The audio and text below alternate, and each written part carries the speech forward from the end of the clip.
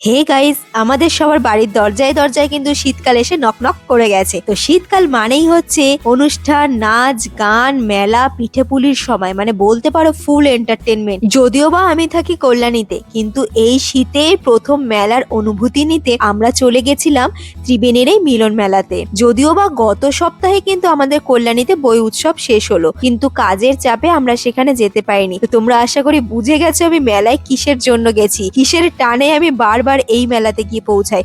আর হ্যাঁ, এই মেলাতে নানা রকম দোকানের সাথে থাকে এই নার্সারিটি। আর এই নার্সারি থেকে গত বছর আমি 4টে গাছ কিনেছিলাম, তার মধ্যে ছিল 2টো গোলাপ গাছ।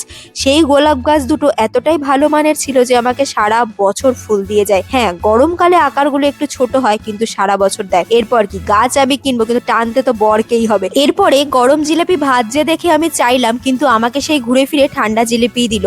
তো তর্ক বিতর্ক না করে তাড়াহুড়ো ছিল বলে বাড়ি চলে আসলাম। চলো টাটা, বাই বাই।